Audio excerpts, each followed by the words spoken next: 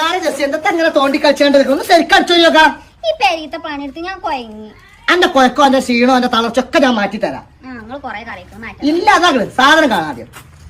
Stamina saver ഇതെന്താ സംഭവം? ഇപ്പൊ പറഞ്ഞത്. അതെ, ഖത്തറിൽ സ്റ്റാമിന സേവർ, ദുബൈയിൽ സ്റ്റാമിന സേവർ, യൂറോപ്പിൽ സ്റ്റാമിന സേവർ, ലണ്ടനിൽ സ്റ്റാമിന സേവർ, എവിടെ നോക്കിയാലും സ്റ്റാമിന സേവർ.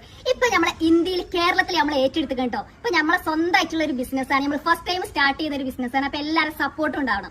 എന്തിനാണെന്ന് എനിക്കറിയോ? അതെ, നമ്മളെ സ്റ്റാമിന വർദ്ധിപ്പിക്കാൻ, നമ്മളെ സെക്ഷൽ ഇംപ്രൂവ്മെന്റിന് വേണ്ടിച്ചും, പിന്നെ അതേപോലെ ഇപ്പൊ നോമ്പാണല്ലോ വരുന്നത്. അത്താഴത്തിന് നീക്കുമ്പോൾ ഇതൊരു ക്ലാസ് കുടിച്ചിട്ടുണ്ടെന്നുണ്ടെങ്കിലോ അത് തുറക്കണ വരെ ആ എനർജിയോട് കൂടിയിട്ട് നമുക്ക് നിൽക്കാൻ കഴിയും. മൊത്തത്തിൽ നമ്മളെ സ്റ്റാമിന വർദ്ധിപ്പിക്കും.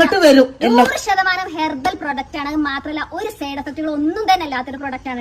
അതെ അതെ അതെ, നോമ്പ് കാലത്ത് കുടിക്കാൻ പറ്റിയ പ്രൊഡക്റ്റ്, സെക്ഷുവലി സ്റ്റാമിന വർദ്ധിപ്പിക്കാൻ പറ്റുന്ന സാധനം.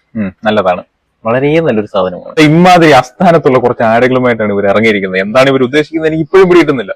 കാരണം ഇതൊരു സെക്ഷൽ സ്റ്റാമിന കൂട്ടാനുള്ള ഒരു പ്രൊഡക്റ്റ് ആണ്.